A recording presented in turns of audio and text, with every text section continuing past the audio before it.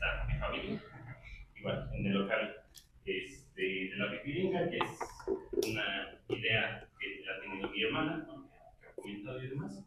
Entonces, pues, primero, gracias, Gemma, por el apoyo tanto con la comida, espacio, pan, gracias por prestarnos este espacio para volver un poquito cultural. Pues bueno, en mis generalidades es que estudié la carrera de historia en la UNAM. He realizado trabajos sobre el cementerio de aquí de Zacatlán desde hace como unos 10 años, más o menos. Justo aquí también traigo algunos folletos para vender del trabajo que salió en el 2018. Como 8 o 9 años he pensado como el pasado Zacatecas. Y recientemente he podido publicar con una asociación una serie de revistas que las llamamos Interserrana, en donde tocamos diversos temas de Zacatlán y algunos alrededores. También invitamos a algunas otras personas para que pudieran publicar algún artículo o cosa que a ellos les agradase. Bueno, este libro surge... Pasa. El libro surge en una idea de mediados de diciembre, en realidad. Entonces, ya estamos en agosto, mediados de agosto, son casi 8 meses desde que tuve como la primera idea de intentar trabajar a Ramón Márquez Galindo, hasta que ya se pudo, pues bueno, materializar en este libro, que ahorita ya tienen en sus manos, que pueden adquirir al final de la presentación. Algunos ya conocen el texto, al menos ya sabían de su existencia.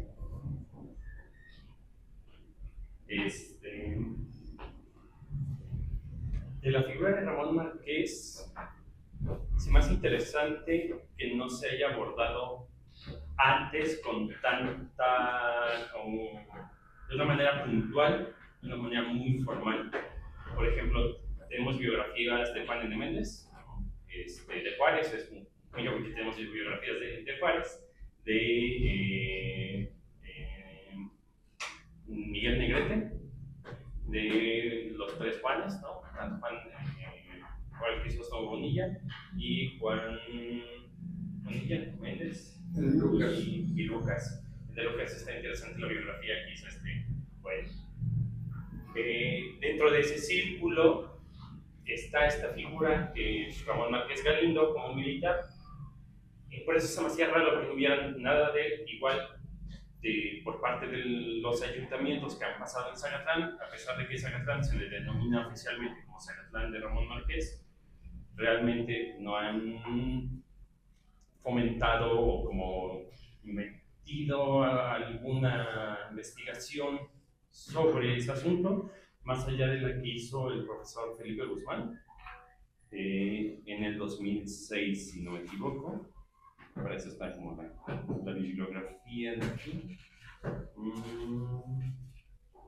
En el 2007, justo en una revista de arte y cultura, que el profesor Felipe Guzmán lo llamó 13 décadas de gloria, ensayo biográfico del general Ramón Márquez, donde plantea como una biografía muy general. También Baudelaire Candanelo hizo una biografía muy general de él, pero detalló en los acontecimientos que vivió durante las batallas del 5 de mayo.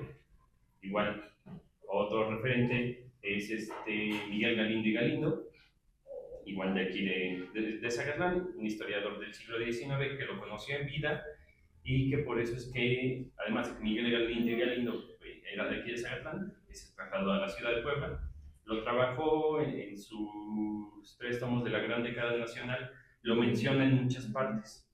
Entonces de ahí como que saqué algo y pues bueno, en general es una obra que recopila varias fuentes, específicamente una que está en el archivo de la Secretaría de la Defensa Nacional, que está en digital, entonces se puede consultar, no sé qué sepa lo gráfico, no es tan complicado. Las memorias tanto de Juárez como sus cartas y demás públicas, y también las cartas y memorias de Porfirio Díaz. Ahí también aparece Ramón Márquez Galindo. Otro hilo del que jalé, que agarré muchísimo, fue la hemerografía. Gran parte después de 1967 está fundamentado en bibliografía, hemerografía, ¿no? Por los periódicos, ya que pues, como se acabó, digamos, la época de la reforma, de la época de la intervención, ya no hay tantos libros, porque no sé, o sea, es como, bueno, ya recuperamos la República, vamos a ver qué hacemos, ¿no? Y pues bueno, en general me parece una figura interesante. Justo fallece muy joven, ¿no? A los 47 años. Nació en 1830. No se sabe exactamente dónde nació, pero su acta de bautismo fue registrado en la parroquia de Santiago de Chignahuapan, ¿no? A los 2 días de nacido. Pensando en varias condiciones de el terreno, las condiciones para llegar, de que el día podía estar un poco feo, ¿no? Por las lluvias y demás, y pues bueno, que también lo que implica la labor de parto, yo pienso que lo más seguro es que hayan nacido allá, o sea, cerca de Chignahuapan, igual pensando que sus papás, tanto Ramón y... Ay, si el nombre es y María Guadalupe Galindo, ellos se casaron, vivieron buena parte de su vida, de sus primeros años, en la hacienda de Atlomajac. Me parece que eran jornaleros. No he investigado tanto sobre ellos, ahorita les explico por qué. Pero bueno, entonces lo más seguro es que sí, él nació en Chignahuapan, todavía correspondía al área de aquí de Zacatlán, digamos políticamente, pero pues bueno, y tenemos las actas para comprobar eso, y pues bueno, la imaginación histórica de saber qué implica un parto, para decir, pues bueno, no creo que lo hayan ido a registrar con la mamá todavía 2 días de... Son más tranquilos los tiempos, los caminos, nada. Y bueno, un poco al hacer toda esta recopilación de información, que al principio no quería hacerlo porque a mí no me gusta hacer biografías, me parecen que de repente cae en cuestiones muy heroicas, ¿no? Pensamos que la persona mueve los acontecimientos, cuando me parece que en realidad son los acontecimientos y toda la carga del contexto lo que va moviendo a las personas. El caso más claro, al menos aquí del ensayo de Ramón Márquez Galindo, es al final del primer capítulo, ¿no? Cuando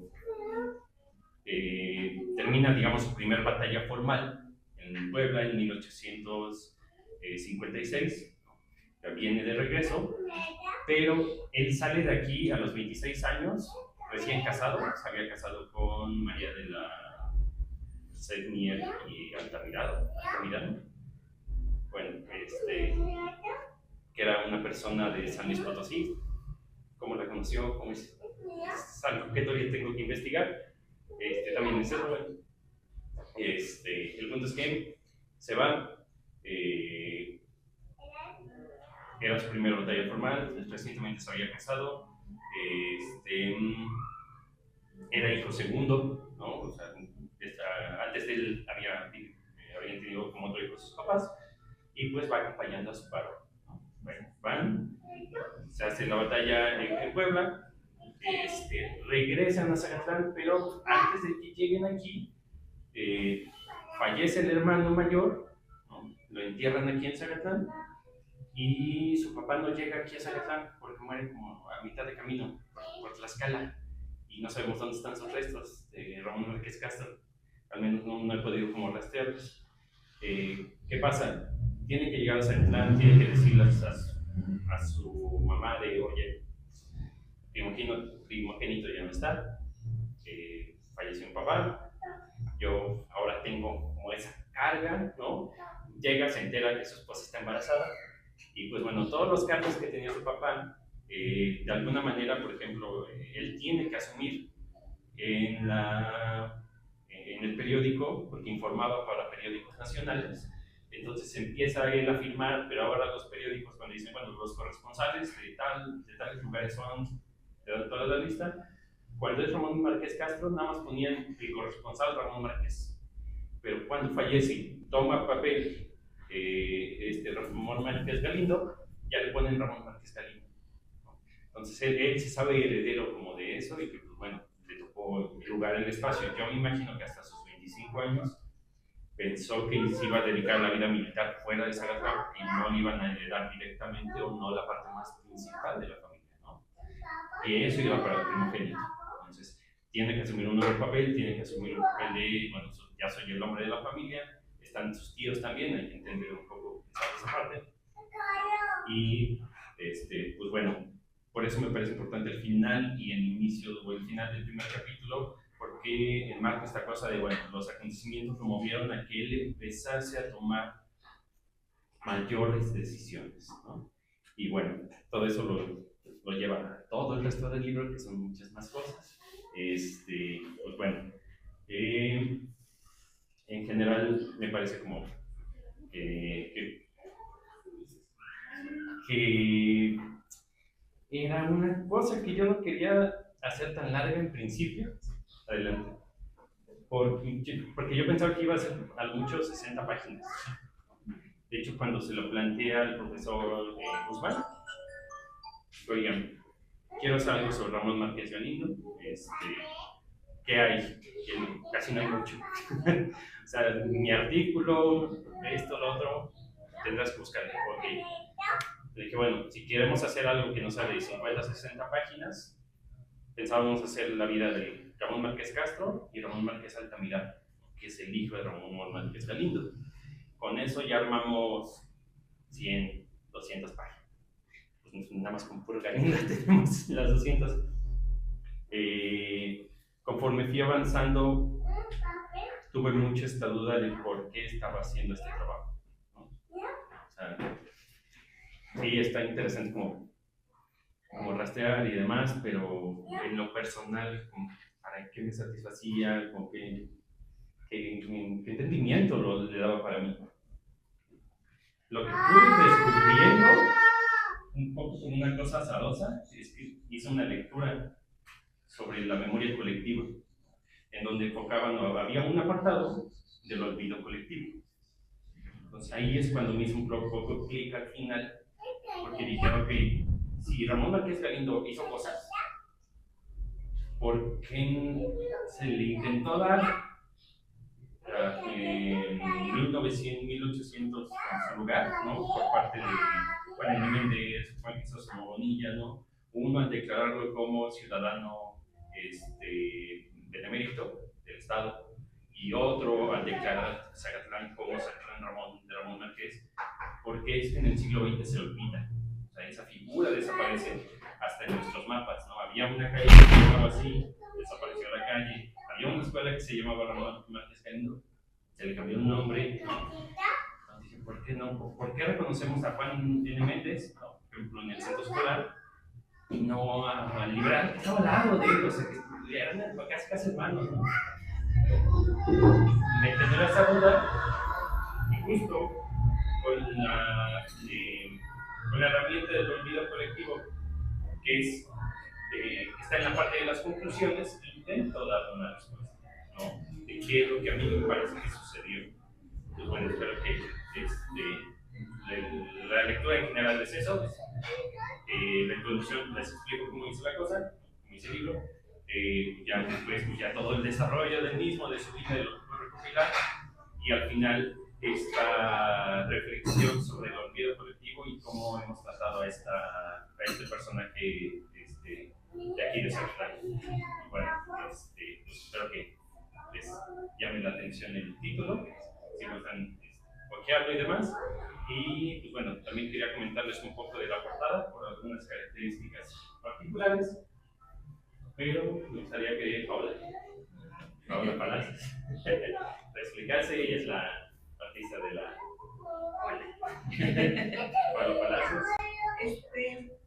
Sí, bueno, en general soy escenógrafa, hago producción para festivales, me gusta mucho la gráfica y comparto con Ale mi tiempo desde hace unos 4 años. Entonces, me escucho mucho hablar sobre las personas de Zacatlán. Hace poco le comentaba de cómo es es que llevamos 4 años y todavía tienes cosas que decirme sobre este lugar. Sobre este espacio. Entonces, siento que es un lugar que es muy rico en personajes, es un lugar que yo soy de aquí, entonces lo vivo desde un punto muy diferente y se siente un lugar muy vivo y muy vibrante. Entonces, ir descubriendo joyitas como a estos personajes es algo que me comparte y que agradezco mucho. Entonces, cuando él me platica de su proyecto sobre voy a hacer un libro, porque justo no era la intención que fuera un libro, sino, pero bueno, ya cuando se fue creciendo como, ya te ayudo con la portada. Sí, de hecho las primeras 4 o 6 hojas, llegué con Paula un día, 6 hojas, ¿qué te parece? Porque encontré a la esposa, no, estaba María de la Merced Mier y Altamirano. Esa esposa así, ¿qué hace Zacatla?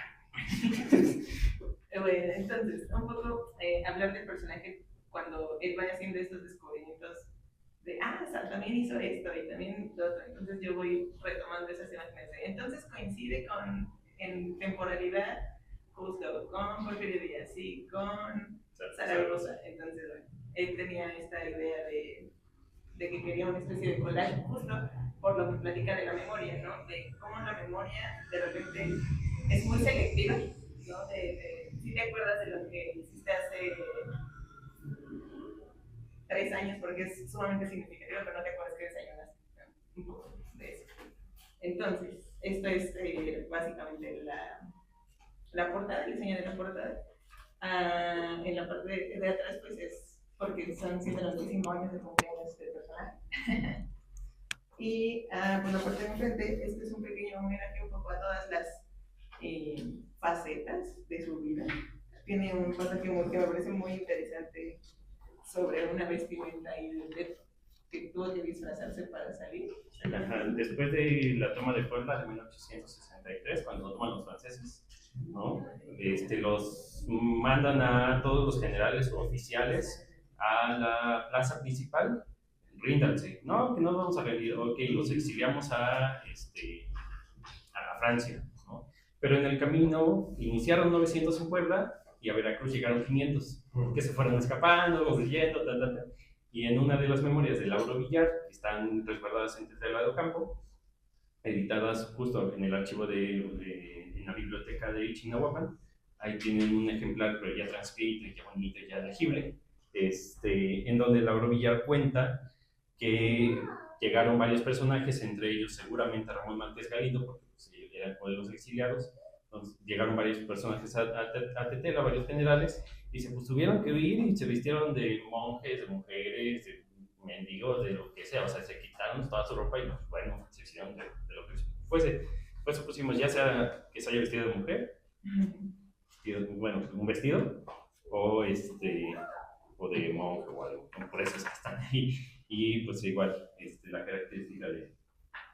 Sí, son pistitas en realidad de un poco de la vida. Yo no sabía, ¿no? Países de tuberculosis, es como pulmonía, perdón. Ajá, un pulmonía. Entonces, pues espero que lo disfruten. Muy divertido para mí ver a esta criatura. Sí. Todo esto es muy artesanal, es un proyecto muy de casa, entonces.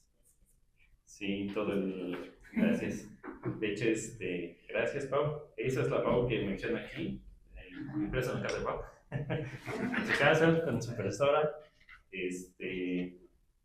tanto la escritura, maquetación, encuadernación, pues, salieron de estas manos. Las ideas compartidas con Pau, gracias por la portada. Pues espero que les disfruten. Son 25 ejemplares nada más. 25, ¿no? Total. Hola, pues adelante. Oye, Alex, ¿conoces la rúbrica de Ramón Márquez Galindo? Sí. Sí. Muchos documentos hay de... Sí, tú lo tienes. Sí. Y también un punto muy importante, ¿por qué se denomina la Casa Márquez Galindo el mapa de Zacatlán con una letra G? Es oficialía general como gendarmería. Como gendarmería. Y la gendarmería o casa principal, no depende del año. Esta casa aproximadamente tiene muchas teorías, ¿no? O sea, a partir de qué año se puede tener un supuesto de su creación. No tengo idea. Ahí sí, no sé. tendría que revisar los testamentos de ellos. ¿No? Creo que tienen un testamento de 1900, más o menos por ahí se puede rastrear. ¿No? Pues bueno, pues igual con el profesor Felipe que llegó. Una disculpa, la verdad, yo estaba desde hace 3 días buscando la pipiringa hasta que la encontré en la mañana y estaba con la mejor disposición de llegar puntual, pero teníamos el compromiso con un amigo de mi edad que desde hace un mes nos invitó también a una fiesta y se le hizo tarde a la fiesta. Bueno, entonces, disculpen ustedes la tardanza, son amigos entrañables a quien yo estimo mucho, ¿verdad? Los historiadores, los comunicadores, pero aquí está. La pregunta era de la edad de la casa. La casa Márquez. Bueno, a ver, don Ramón Márquez Castro, el papá, nació en Chignahuapan, no era de Zacatlán, se casó en Chignahuapan, está el patrimonio registrado en el curato de Chignahuapan. Pero como era de ideas liberales y Chignahuapan era de ideas conservadoras, chocó socialmente y se vino a Zacatlán. Estamos hablando de los principios del siglo XIX. Para 1840, más o menos, ya aparece don Ramón Márquez Castro en Zacatlán. En 1845 es el tesorero de la Compañía Castellana, que fue una compañía muy importante en el ámbito de la educación en Zacatlán, porque ellos lograron la primera escuela pública de la ciudad. Y Ramón Márquez Galindo tiene 15 años, cuando en 1845, que nace en el 30, como lo había comentado, y aún siendo ya un niño grande, siendo un adolescente, se le da la comisión de ser uno de los monitores de la escuela lancasteriana, y nada más y nada menos que de orden. Entonces, de alguna manera, esa casa debe datar de los años 40 del siglo XIX. Seguramente que la casa no era de 2 plantas, porque muchas de las casas de la ciudad eran de una planta. Y luego, como ocurre en la actualidad, hicieron la planta superior, probablemente ya pues hasta les haber tocado a los Márquez Galindo. Eso es lo que yo tengo de conocimiento. Lo tengo de conocimiento porque Ricardo Rivera Núñez, que es ahora el dueño de la casa, un día me habló por teléfono para pedirme que por favor le explicara yo a unos periodistas que querían, de Puebla precisamente, una narrativa sobre la casa. Me puse a investigar y pues sí les explicaba que la casa data más o menos de los 40 del siglo XIX. No con exactitud, más o menos. Y luego ya seguramente cuando se construye el palacio en los 70, 76, por ahí, seguramente ya se hace la planta alta. Porque ya a partir de los 70, pues los Márquez Galindo van a tener una primacía política importante. Pero es durante todo el siglo XIX, desde la independencia. Sí, desde la independencia. La participación de don Ramón Márquez Castro, desde joven en la independencia, pues marcó más o menos la línea de poder que ellos llegaron a tener. Sí, y también, por ejemplo, si se preguntan de la bandera, justo en el 46, Ramón Márquez Castro, como era el jefe de la Guardia Nacional de esta zona, él es el que manda como las tropas que estaban bajo su cargo para defender contra Estados Unidos. Estuvo incluso junto con Nicolás Bravo, ¿verdad? Como Sí, apoyar a Nicolás Bravo en el sitio de Puebla del 46. Así es. Justo. Entonces, muchas biografías o necrologías, ¿no?, de Ramón Márquez Galindo dicen que sí participó durante la intervención estadounidense. Claro, yo creo que como 16 años, 17. Sí, pues estamos hablando de que nació en el 30, el 46 tiene 16 años. Sí, seguramente en algún puesto muy menor, de no tanto riesgo, ¿no? Porque al final del día su padre era el mero de la guardia. Sí, vete de secretario, o vete para poner los cañones, o vete para... Por ahí lo estaba fogueando, ¿no? Que era lo importante, ¿no? Le estaba siguiendo el arte de la guerra. Sí, de hecho, no puedo revisar. Bueno, Otra cosa puntual de este libro, igual, aquí con el profe Felipe presente, justo, fue el primero que tuvo el borrador completo, el día, ¿qué fue? En mayo, ¿no? Así es. Sí, aquí hasta atrás, lo tengo en 14 de marzo. En marzo. En marzo, ya lo tenía completo. El punto es que es un borrador. O sea, aquí me faltan revisar muchas otras fuentes que ya no se pueden consultar directamente en la Ciudad de México. O sea, que tengo que ir a los lugares, por ejemplo, de Zacapuaxtla, ¿no? Por ejemplo, de Puebla, de algunos lugares que él estuvo, en toda esta zona, también en Veracruz, estuvo como muy cerca de ahí. Entonces, tengo que ir a revisar eso. Claro. También no pude entrar al archivo de la Sedena, el físico. El digital sí lo pude consultar, el físico no. Pero ahí tienen su hoja de servicios, que curiosamente está fechado porque lo cita otro libro, de Dionisio, uno de Tetela. Dionisio, a ver, quiero tenerlo citado, porque también lo usé mucho.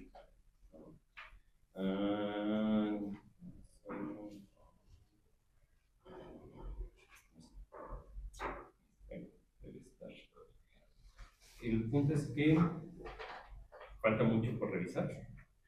Es un panorama muy, muy general. Y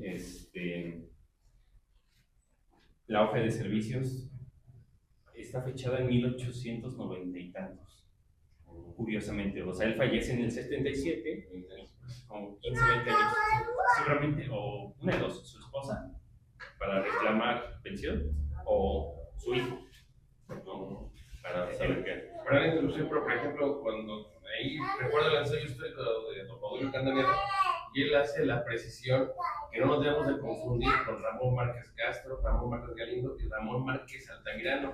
Y hace la precisión de Ramón Márquez Altamirano como diputado federal en algún punto de la historia y que ningún progreso tuvo Zacatlán más que a su bolsillo, incluso lo menciona de esa forma. Entonces ahora empiezo a hilar que él posiblemente fue el que se apellidaba y que se atribuía el Márquez Galindo a la muerte del padre, aunque y incluso se menciona de descontento regional por la figura de Márquez Altamirano. Usted, profesor, o Alejandro, tú como especialista ahora en el tema, puedes atribuir que la eliminación de Márquez Galindo se debe gracias a Márquez Altamirano, la eliminación tan solo de la calle Dimas López, Ramón Márquez Galindo y Reforma, después se convierte en una Reforma y Dimas López nada más para eliminar la figura de Márquez Altamirano. ¿Podría ser esa la suposición? Porque la nominación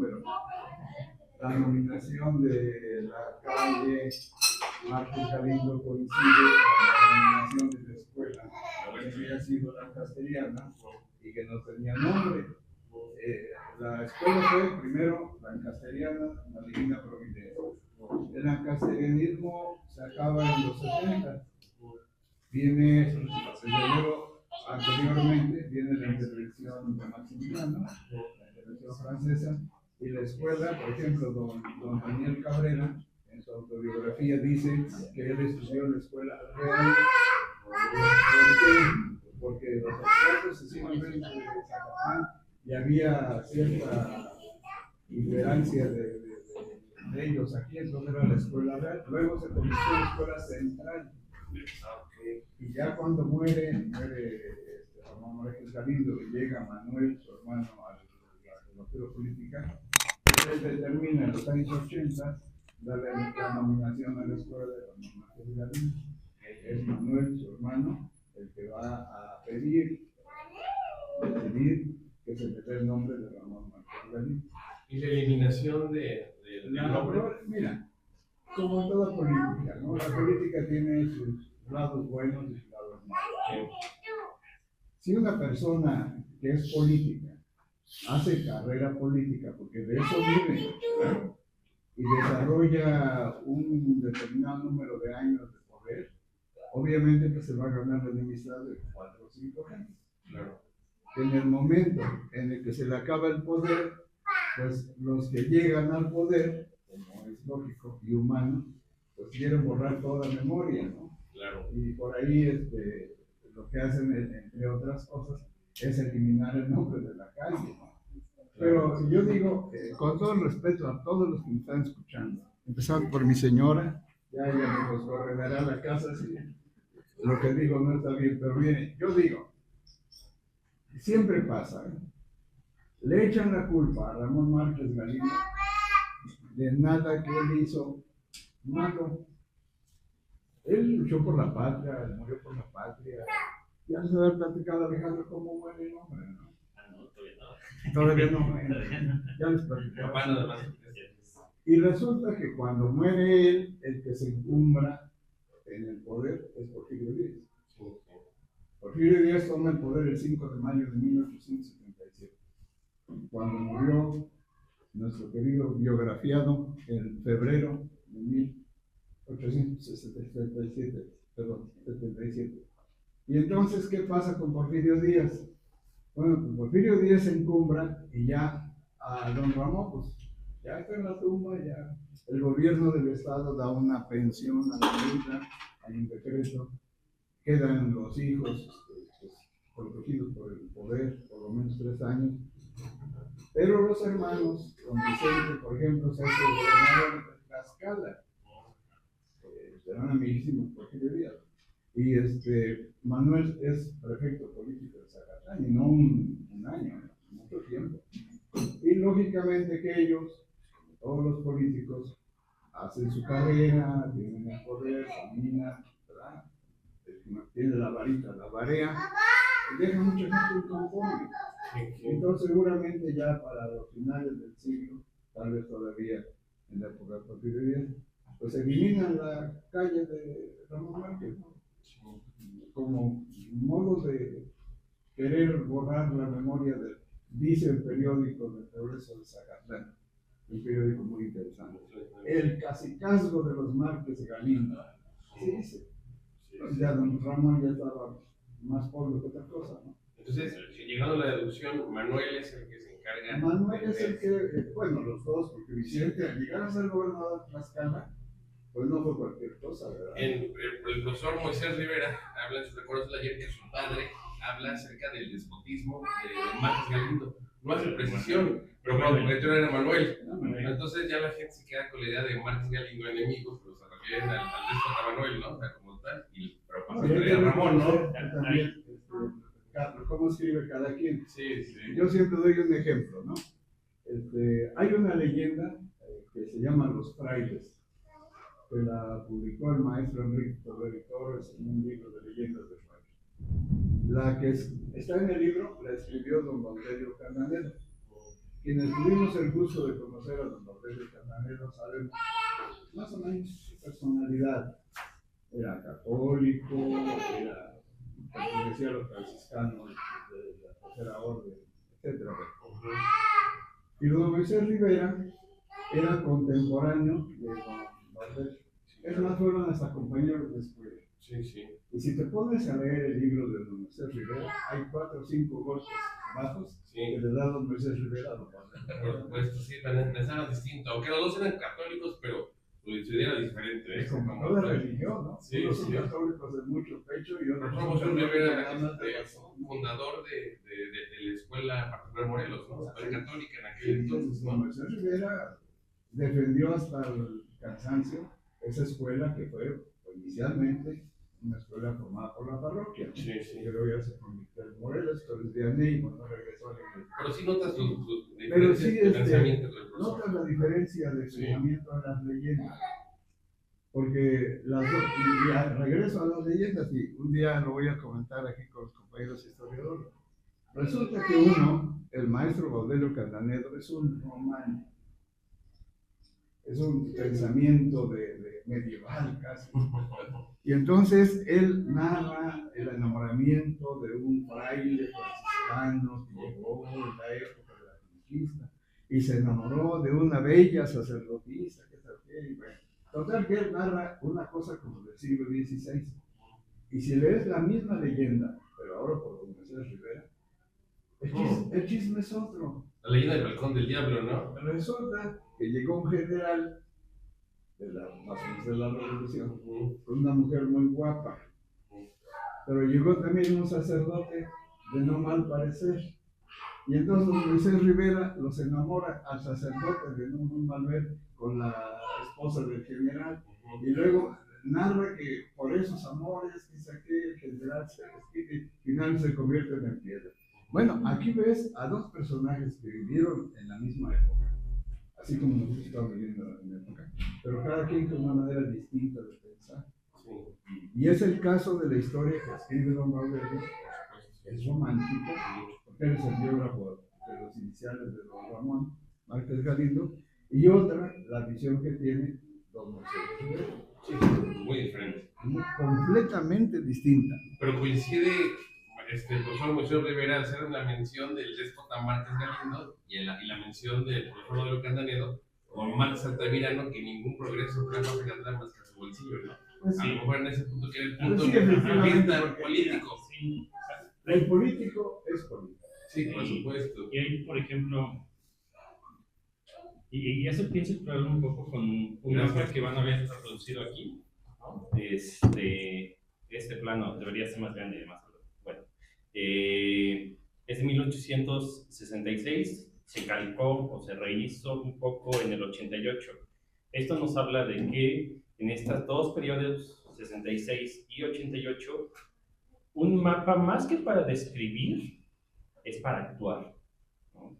Quiere saber qué hay, para saber cómo modificar y para empezar a plantear cómo debe ir la distribución de los lugares, ¿no? Entonces, mucho del centro de Zacatlán, también esta calle y demás, fue fundado o tiene las raíces aquí en el siglo XIX, que pudieron haberlo cambiado, o sea, pudieron haber otro tipo de calles, pudieron haber ensachándolos un poco más, ¿no?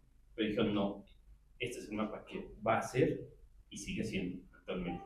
Entonces, sí entiendo esta parte de, bueno, de la crítica contemporánea, pero si nos acercamos desde otras perspectivas de, bueno, vamos a ver qué elementos empezaron a hacer, cómo se jugaban políticamente, qué tipo de recursos bajaban, ¿no? O sea, si fundaban de escuelas, bibliotecas, la cuestión pública, digamos, lo que en esencia era parte de su deber. Por ejemplo, la visión que tenemos todos del convento es muy del siglo XIX.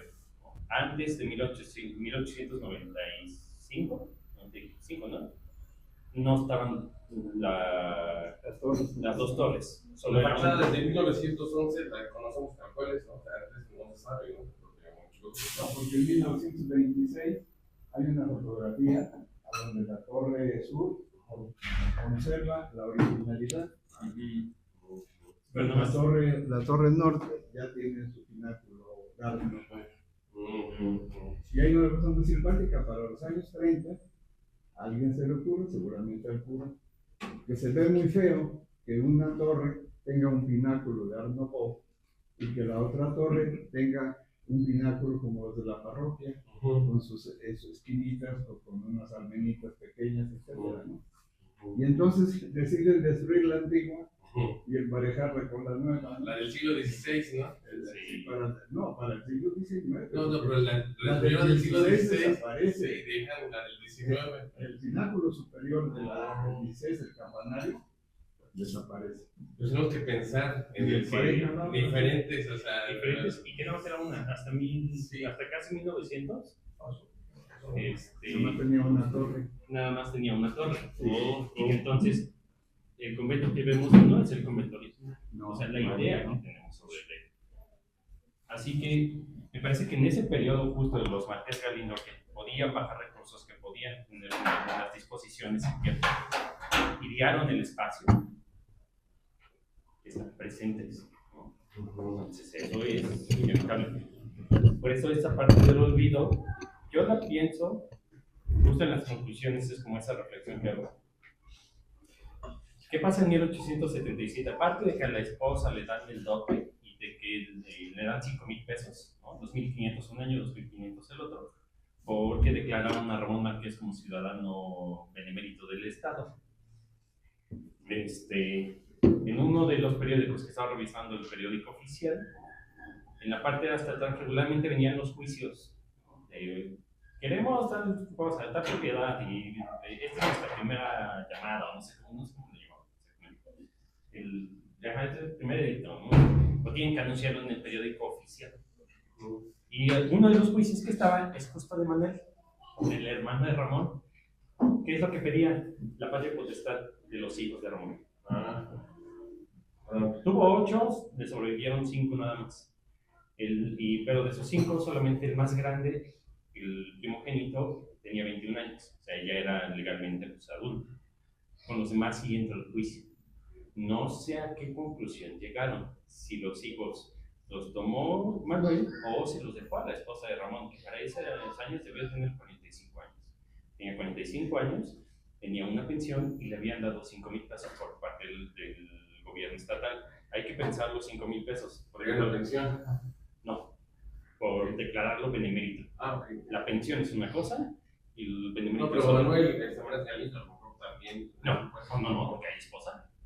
Se va a la esposa y con hijos, ¿para qué se lo das al hermano? No. Pero hablando de los hijos, por ejemplo, nos das favor de mencionarnos, hace un momento lo dijiste, la esposa, ¿no? La oficial, pero no se apellidaba Altamirano, o escuché mal, porque Manuel Márquez Altamirano, ¿no? O sea, el hijo, quiere decir que Ramón Márquez Galindo tuvo hijos con diferentes mujeres. No, Con la misma mujer.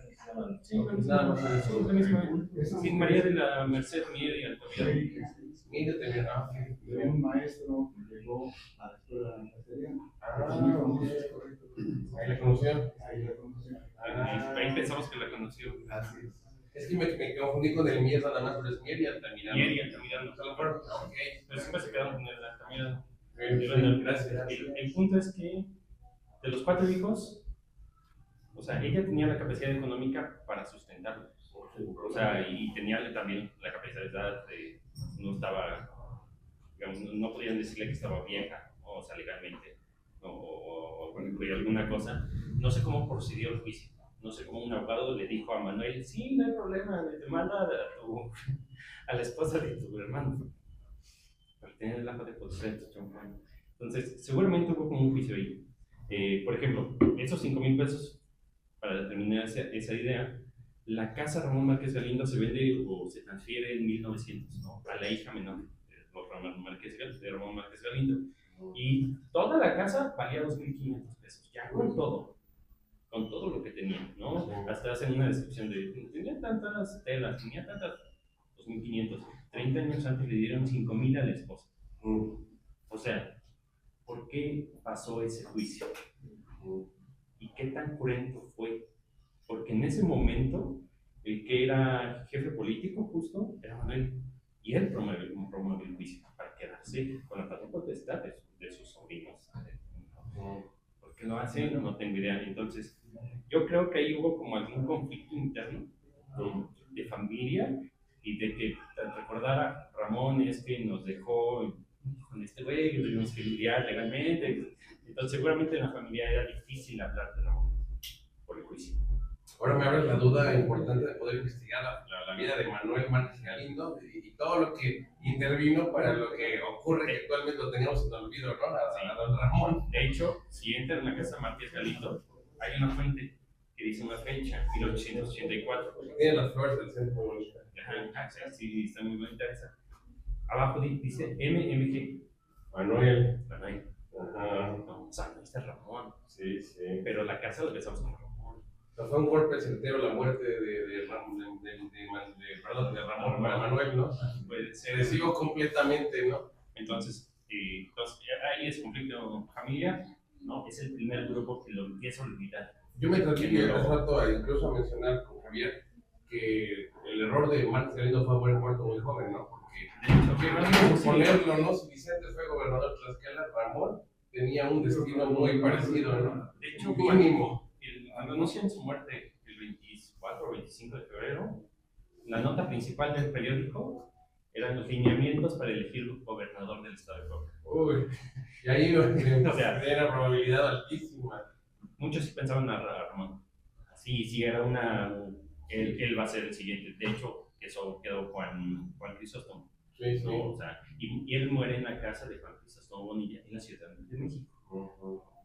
Entonces, eran muy cercanos y era más fácil que tuviera el cargo Ramón, porque había hecho muchas operaciones políticas, como lo comento en el libro, en Puebla, y pues bueno, muere el 24 de febrero, hacen unas honras allá en la Ciudad de México, lo trasladan para acá, llega el 26 de febrero, ¿no?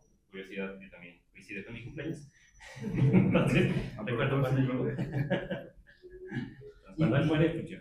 Y también antes de llegar a la muerte, quiero hacer una pregunta que en particular es una conjetura, pero pues no, obviamente que me gustaría crear una tesis en algún punto partiendo de esta hipótesis, ¿no?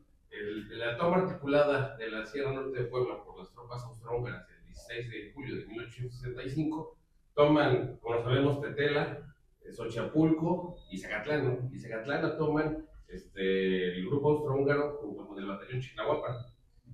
¿Qué tan certero es? Porque obviamente se tiene registro de la gran década nacional que ocurrió esta situación y que, que llegaron y que quemaron cosas, sí. Que la Casa Márquez Galindo se convierte en la casa de gobierno austrohúngara. ¿Hay certeza de eso o realmente es una hipótesis? Bueno, en primer lugar, los austriacos se hicieron dueños de Zacatlán en diciembre de 1864. Desde antes, pero la toma articulada a eso fue un punto importantísimo del conde de Turno. Porque desde que Maximiliano es elegido para ser el emperador de México, los liberales de la Sierra Norte están en su contra, pero últimamente, ¿no? Son enemigos como en Veracruz, a los extranjeros. Sí, claro. Y entonces Maximiliano nunca pudo aceptar que la Sierra Norte del pueblo estuviera en su contra, ¿no? Por supuesto. Y el único pueblo que lo va a apoyar va a ser Chicago. Claro. Y entonces todos los liberales de Huauchinango, de Zacatlán, de Tetela de Ocampo, todos están en contra del imperio, ¿no? Sí. Pero pues, las fuerzas del imperio son fuertes, traen armamentos muy especiales. Y finalmente el 17 de diciembre del 64 se hacen dueños de la plaza de Zacatlán. Y los liberales tienen que huir. Ni modo que se tienen que esperarlo, ¿no? Pero primera ocasión, ¿no? O sea, como tal, porque fueron 2 veces, se le fue la primera. Se van de aquí porque los echan los austriacos, ¿no? Sí. Porque primero llegó una fuerza más débil y luego llegó una fuerza más integrada. Y perdón, y en esta toma también participa el batallón Chignahuapan apoyando a los austriacos en la de diciembre. Ahí fueron solitos, hasta el otro, hasta el 65 fueron juntos. Okay. Y entonces, cuando los austriacos se hacen dueños de la plaza, tienen que dejar a alguien tienen que dejar a alguien que represente al pueblo, que represente al gobierno y que represente al imperio, ¿no? Sí. Y bueno, pues se hace una reunión de notables y nombran a un señor que se llamó José María Martínez de Guzmán, Okay. y él quedó como jefe político de 1864 a 1866. Imperialista. Okay. Bueno, representación del Imperialista. Partido imperialista. Pero por ahí encontró Alejandro una nota periodística, no tiene mucho, ¿verdad? De una... cuando rinden la plaza. Cuando se rinde la plaza, y ahí está escrito. Y qué interesante que ahora usted, siendo su nieto, su abuelo, su bisnieto, perdón, su abuelo imperialista, y usted... Pero no era imperialista, No, mira, hijo. Don Genaro Cabrera Oropesa, fue un gran historiador. Yo un día en la casa tuya, Muchas gracias, le decía, oiga, don Genaro, y usted como historiador así, de tanta sapiencia, ¿qué piensa de esto que le pasó a mi bisabuelo? Porque él me regaló una fotografía de mi bisabuelo. Y dice, mira, profesor, en el momento en que los austriacos se hacen dueños de la plaza y los guerrilleros liberales se fueron a Tlatempa para allá, hacia Huacatlán, y la plaza se quedó sin gobierno, alguien tenía que representar al pueblo. Y seguramente lo que pasó es que, como estamos juntos ahorita, son los computadores que se quedaron y han de haber dicho, ¿y ahora quién? A lo mejor se les ocurrió por la simpatía que le tenían, no sé. Sí, Pues el güerito Guzmán, y ese güerito Guzmán, del cual soy el heredero, le decían güerito porque chaparrito igual que yo. Y resulta que es nombrado representante ahora sí, del imperio de la ciudad, pero sigue trabajando en su comercio y sigue desarrollando cosas. Y dentro de lo que yo he logrado entender del bisabuelo, es que el tiempo que estuvo hizo algo interesante. La red de agua, la primera red de agua. Todavía se conserva una caja de agua, la que está en la parroquia. Pero eran 6 cajas de agua. Uno estaba donde está el kinder, donde actualmente está el kinder, en la esquina, ahí estaba una caja de agua. La otra es la que está detrás de la parroquia, y a la misma distancia había otra en la cuesta que va a Tica y otra más arriba, y eran 6 cajas de agua que sirvieron para distribuir. No había red de agua, ¿verdad? El agua la iban a sacar de los pozos, pero al hacerse esa red empieza a distribuirse más el agua. Y no lo digo yo, lo dice Don Baudelaire y lo dices también las evidencias, ¿no? Entonces yo creo que a él le tocó esa parte de, bueno, pues ahora ya estoy, ahora qué hacemos, ¿no? Pues trataremos de mejorar las cosas de alguna manera. Y entonces empiezan por el agua. Dentro de poco va a ser nuestra bronca, ¿eh? Sí, claro, ya es. Sí. Pero de nuevo mi pregunta es que, entonces desde aquel 64, ¿la Casa Márquez Galindo se convierte en la sede de los poderes o hasta el 65? Mira, yo ahí también tengo una teoría diferente. Okay. Eso lo escribió un amigo mío de la familia Márquez. Se llamó Rubén Márquez Sánchez, que fue hijo de doña Evita Sánchez. Mi tío, mi amor. Yo ahí digo que Rubén no le atinó, porque la casa de Austria fue la casa de mi bisabuelo, que ya no existe. ¿Dónde estaba Se ese? desbarató. La casa está donde está el HSBC. Esa fue la casa de mi bisabuelo. Okay. Y abarcó media manzana. Donde sacaron la fuente, ¿no? La fuente que está en el claustro. En el claustro. Estuvo ahí. La foto que me regaló don Genaro es precisamente la de mi bisabuelo, mi bisabuela, mi abuelo José María, que está en un tapetito de la edad de esta niña, y están mis 7 tías y la fuente con el agua y unos cameles. Entonces ahí fue la sede de Esa fue la casa de Austria. No precisamente. No podía ser una casa de liberales, no podía ser la casa de Austria. La teoría era porque, pues, Sí, porque se tomara, dueños, ¿no? sido dueños del territorio, ¿no?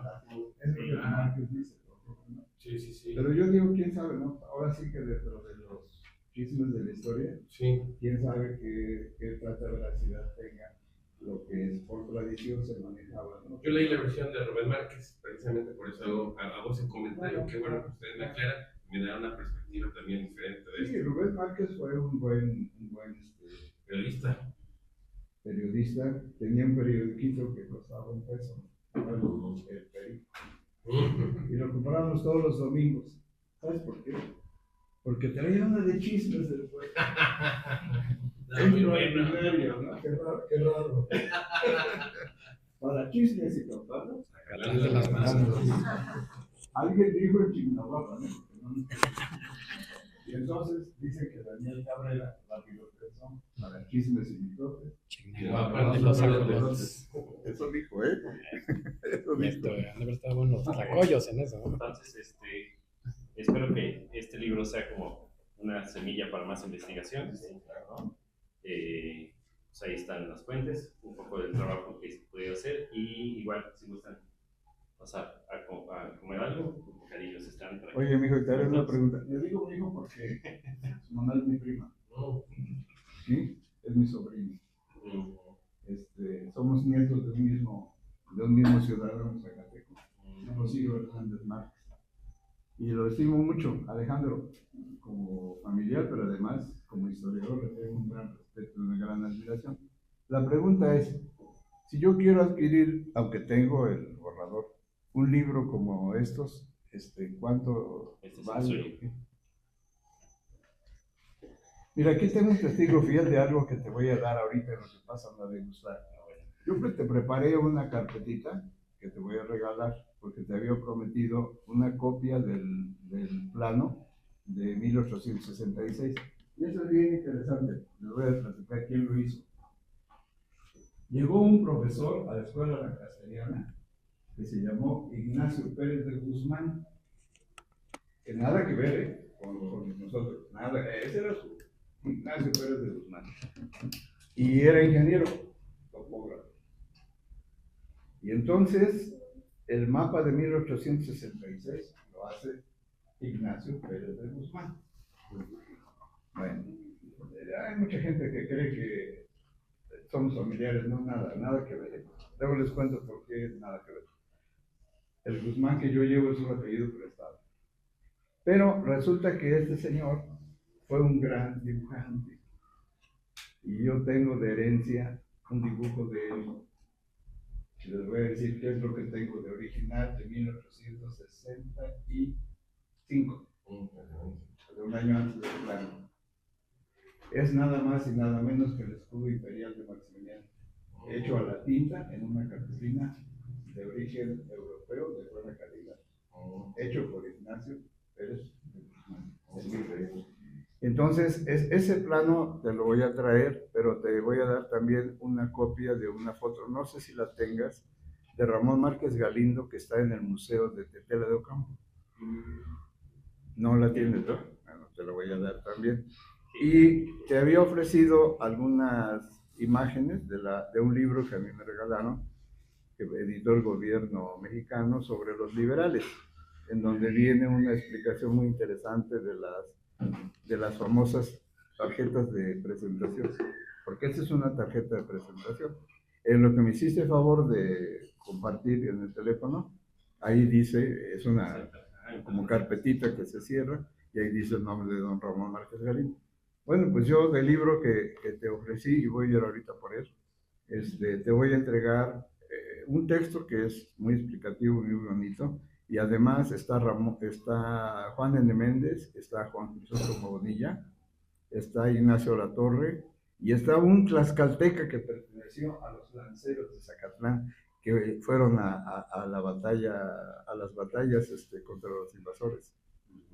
A mí me pareció muy interesante saber que había un batallón de lanceros, que es los chinacos casi siempre los representan montados a caballo, con su lanza, ¿no? Hasta con una banderita en la punta.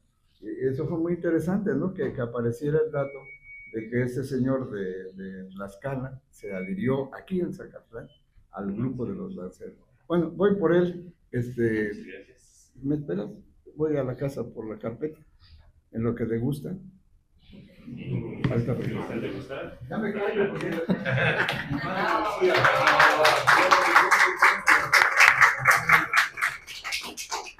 Si quieren preguntas, además, en lo que comemos, adelante. Y el costo, ¿cierto? Sí. La edición está a la venta, esta de pasta suave está en 195, los de pasta dura ya se vendieron, muy pocos. Entonces, sí, por 195, justo porque este año es 195 de años, es un natalicio. Adelante, me gusta pasar. Yo nada más quiero, antes que termine, la verdad, felicitarte. Y no lo he leído, pero lo he ojeado. Realmente es una oportunidad única que tenemos la gente de Zacatlán para conocer más a fondo a este personaje completamente olvidado.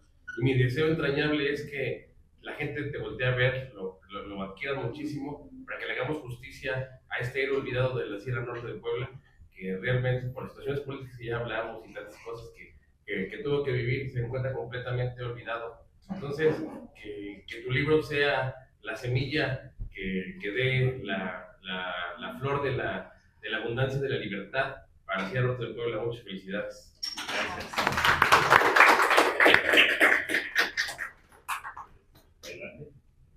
Oye, yo sí quisiera comentar. Adelante, Vero. Primero los enteres. Antes de concluir, primero, felicidades. Gracias. Lo lograste. Segundo, realmente Ramón Márquez, ¿cómo era? Creo que ya. Creo que sus circunstancias lo fueron orillando a tomar decisiones, ¿no? Por ejemplo, Daniel José Villegas, un historiador del siglo XX muy importante, toma a Ramón Márquez Galindo como un anticuarista, sí, ¿no? Porque hay periódicos donde él se declara plenamente anticuarista y va en contra de él, porque era muy porfirista, ¿no? O sea, porque Porfirio Díaz estaba ahí, ¿no? Entonces, bueno, estaba en contra del villano Juárez o en contra del héroe Juárez, o estaba en contra del villano de Porfirio Díaz o a favor del héroe Porfirio Díaz. Me parece que es una categoría de análisis que funciona para ciertos contextos muy puntuales, ¿no? Más en contextos de guerra, pero que puede viciar la interpretación y que puede hacer que, por ejemplo, que nos digan, es que tal persona era un villano, pues perfecto, siempre voy a leer todo lo que haga, lo leo como villano. No funciona así, o sea, creo que esa palabra de héroe ya no habla más de quien está teniendo ese juicio, que realmente a quién se está haciendo referencia. También esa es una cuestión que hace la historia, que es revisar quién dice qué, desde qué perspectiva, la historiografía, ¿no? O sea, ¿qué historiografía te dice de la historiografía? ¿Cómo nos enredamos? Y justo al acercarse a fuentes primarias, sí, o sea, el camino lo fue llevando para allá, poco a poco.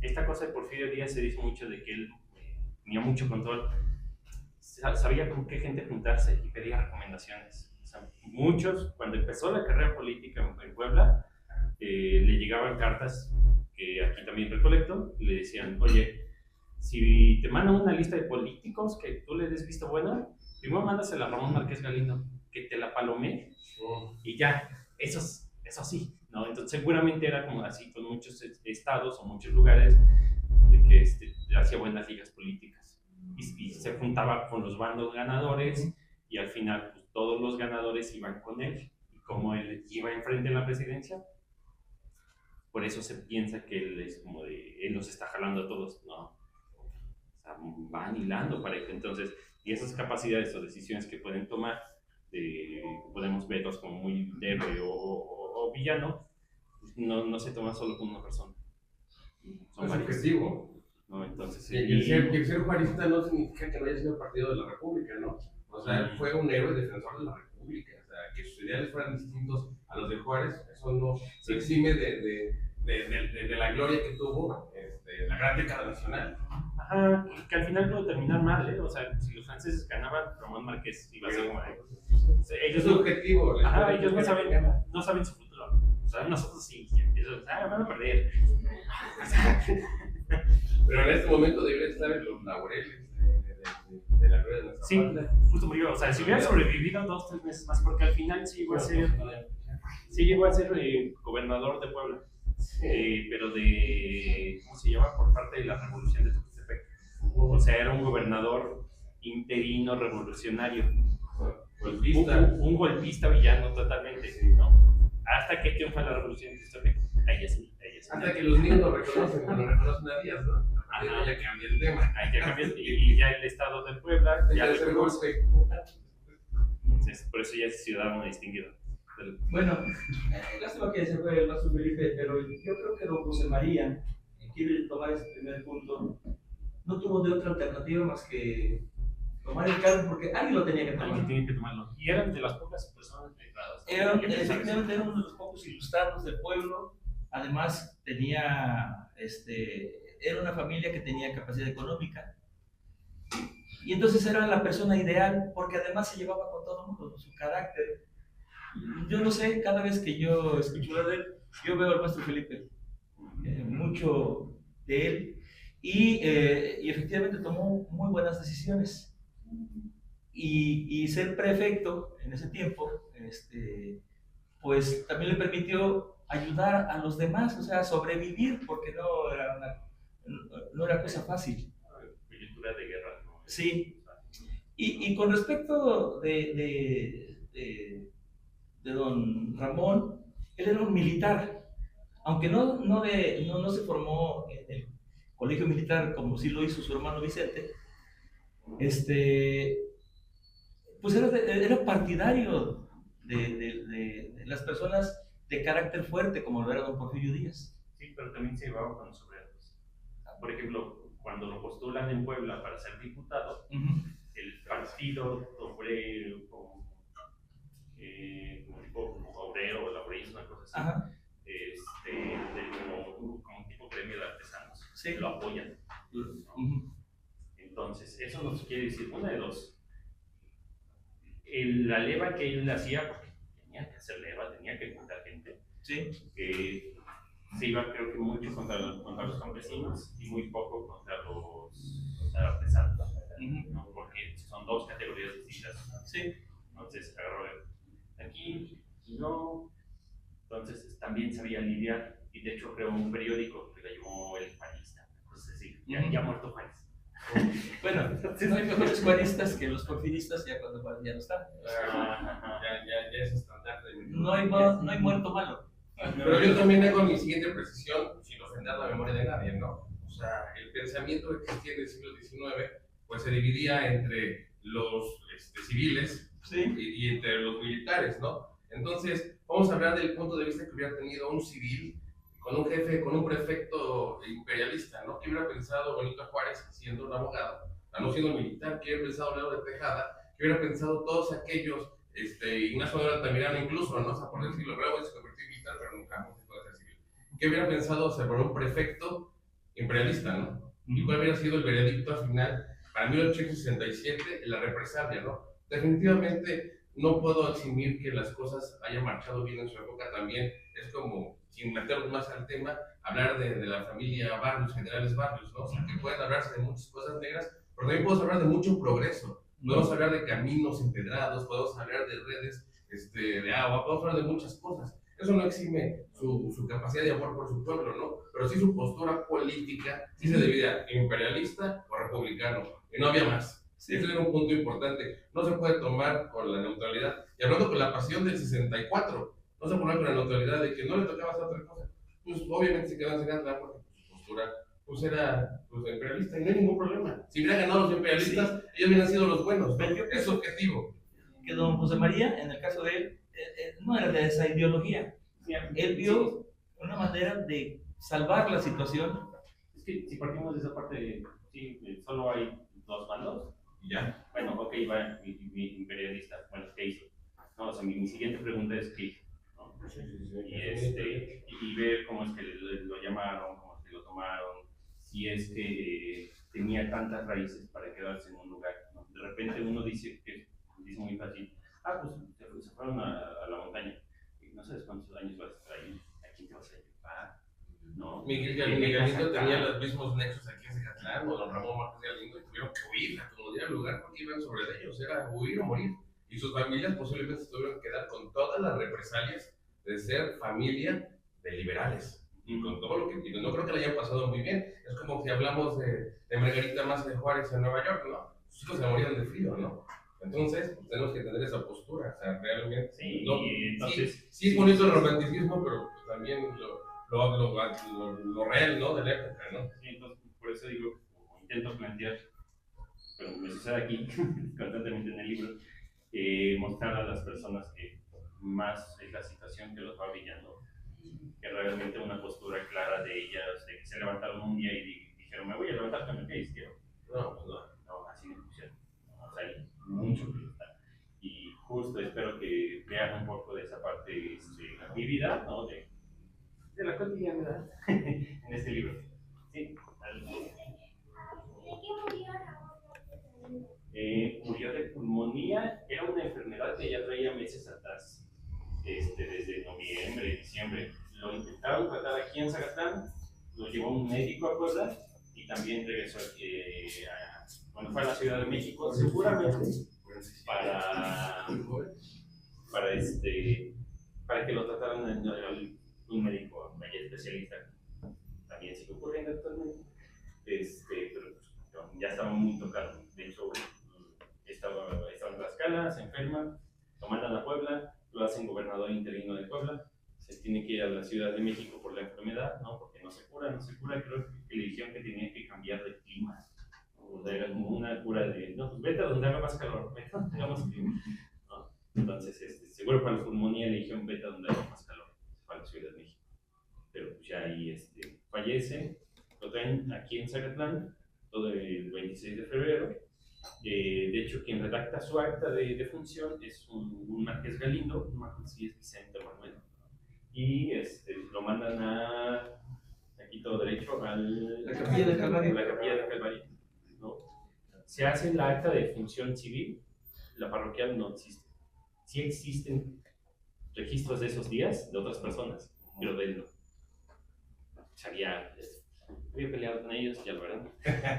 Y por ejemplo, ¿se tiene la certeza que Márquez Castro, Márquez Galindo, Ramones y Vicente están en el Calvario? No, Castro no sabemos. Porque murió Murió no sabemos. Pero Márquez Galindo y su hermano Vicente, Sí, ellos dos. sí. Ellos sí. Él no se sabe, es más, Exacto. todo lo que hay escrito de él no se dice que lo trasladen ni nada, simplemente muere Tlaxco. Muere Sí, en así Tlaxco. dicen. Ya busqué las actas de defunción de Tlaxcala, de aquí de Zacatlán, no he encontrado. No, ¿Y Manuel también está allá? no hice la investigación. No. Ahí sí te la debo. Sí, como fallece después. Sí, sí. Sí. Para la segunda edición. Sí, va a haber más ediciones. Sí. Oye, ese es un trabajo Y continuo. sí comentaste la cosa de que en tu teorización, en tu hipótesis, es que debió ser un cementerio militar.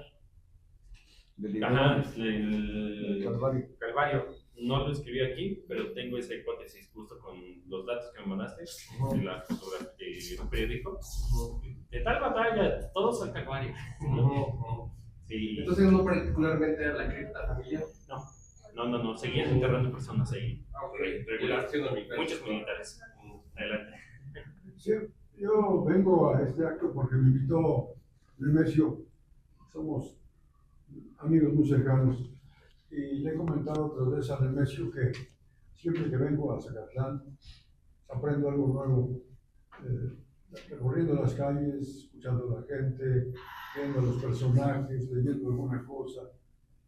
Este municipio, esta ciudad, esta región tiene un imán especial de talentos, un núcleo especial.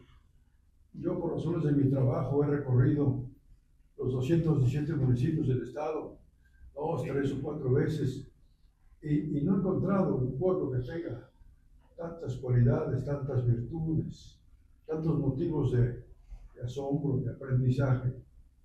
Me encanta, yo me defino como zacateco por adopción, aunque soy de un pueblo del centro del estado.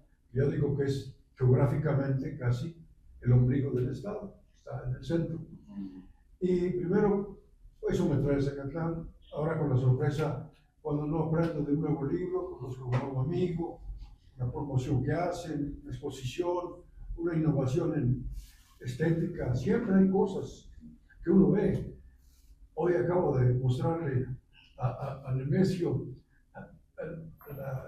la escultura natural que yo veo en la loma, San Sebastián. la figura de una llorona. En la loma se ve la figura de una mujer con su corda, desde las calles del centro. Yo digo la llorona de la colina. Pues no he leído el libro, he escuchado las opiniones, me motivan mucho para leerlo. Me encanta el contenido, la explicación que aquí se ha dado. Es un mar de historias que hay que navegar. Y te felicito, Alejandro, por tu tesón para hacer un libro de autor. Sé lo que es hacer un libro de autor, emprenderlo después de que se han tocado muchas puertas y todas no le abren a uno la puerta. Sé lo que es emprender un libro. Primero, compro mi libro, aquí te entrego mi...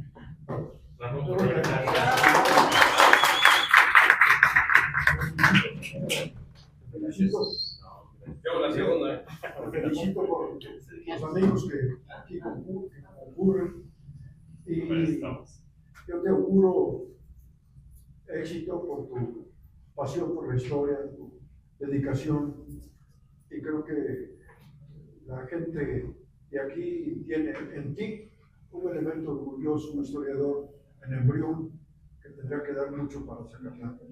Aprecio de estar en esta reunión, te doy un abrazo afectuoso. Muchísimas gracias. Por último, otro detalle que me encantó, que felicito a la autora, me encantó la portada. La portada, el único de historia, la portada también tiene que oler a viejo. Sí. Y la portada huele a viejo. El diseño de las contrapastas está precioso.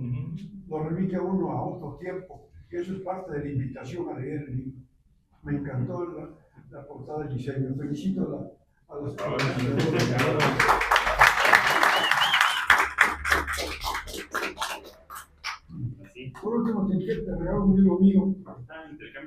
Claro. Son libritos sobre dichos y refranes sobre la comida en México. Pues muchísimas gracias, Javier. Mucho cariño. Ahorita intercambiamos. Gracias, muchas gracias.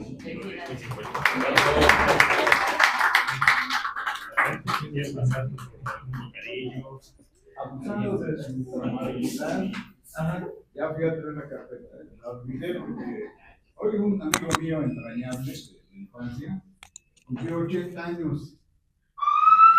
Yo voy para allá, ya me llego a los 80 años, por Dios me permita. Nos invitó a la fiesta y pues fuimos, nada más que se fue alargando y total que aquí estamos. Voy a entregar una carpeta a Alejandro, pero antes de entregarlo quiero hacer un reconocimiento a la Asociación de Historiadores del Estudio Histórico de Zacatlán. Hace muchos años, no me acuerdo cuántos, 2, 3 años, les comenté, Zacatlán reclama de un grupo de historiadores profesionales. Y agraciadamente me escuchó Nemesio, me escuchó Vero, me escuchó Alejandro, me escuchó, bueno, todos los que forman parte del grupo. Y están logrando cosas muy importantes. Nosotros, miren, cada vez estamos más cercanos del adiós de este bello mundo. No queremos irnos, desde luego que no queremos. Bueno, yo no. Decía yo a mi amigo que cumplió 80 años, no, todavía nos faltan 20, por lo menos. Pero no sabemos. Entonces, hay que ir dejándole esta estafeta. Yo quiero darte esta imagen, es muy interesante, te la voy a mostrar a todos. Está en el Museo de Tetela de Ocampo. Es increíble que en Tetela de Ocampo tengan esta fotografía de don Ramón Márquez Galindo en el Museo de los Tres Juanes, como de 50 centímetros de tamaño. Bueno, yo la tomé y me la traje, pero ahora se lo voy a regalar a Alejandro. Y aquí tiene, en el guión del museo, dice de quién se trata, don Ramón Márquez Galindo. Te había ofrecido también una copia del plano de don Ignacio Pérez de Guzmán de 1866. Ese plano, fíjense cómo va la historia, ¿no? Aparece en un grupo de fotografías que heredó la Biblioteca Baudelio Candanero. La Biblioteca Baudelio Candanero recibió un paquete de fotografías que guardó don Baudelio. Y entre esas fotografías estaba la fotografía de este plano. Entonces yo le pedí al maestro Gregorio de Colme, que es el bibliotecario, que me permitiera sacar una copia fotostática de la fotografía. Enfrente de la casa de mi esposa, su hermano tenía una fotocopiadora y de ahí sacamos la copia. Es copia, desde luego fotostática, del original del plano de 1866. Que seguramente, pues no sé si la fotografía la conserve o no, mi querido Goyo, porque luego mi querido Goyo a veces se le escapan las cosas. Pero cuando yo te hago entrega de esto, lo digo ofrecido, y un sobrino mío, sobrino de mi esposa, me regaló un libro que se llama Liberales Mexicanos del siglo XIX, publicado hace 25 años, en el 2000. Y aquí tiene una cosa muy interesante. Yo le puse de las fotografías que tiene el libro, pues las que consideré pertinentes de su trabajo, ¿no? Está Ignacio de la Torre, está Juan Crisóstomo Bonilla y está Juan N. Méndez. En las famosas tarjetas de visita, como la de la portada del libro. La portada del libro de Alejandro es una tarjeta de visita de don Ramón Márquez Galindo. Y lo bonito del texto es que además viene un señor, decía yo hace rato, de Tlaxcala, que se adhirió en Zacatlán a los lanceros. Es un señor de Rafael Cuellar.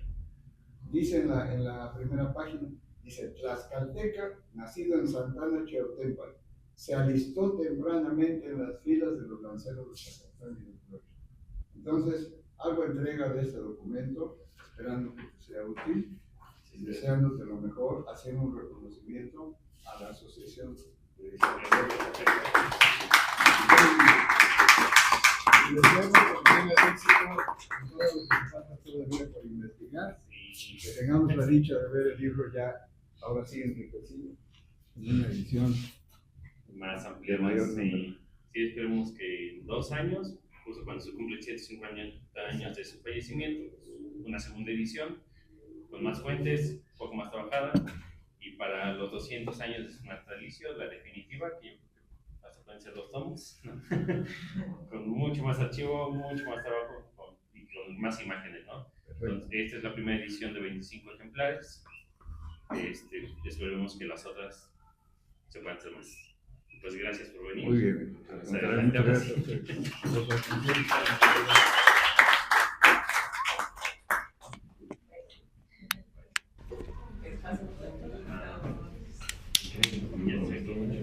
gustan acercarse, adelante.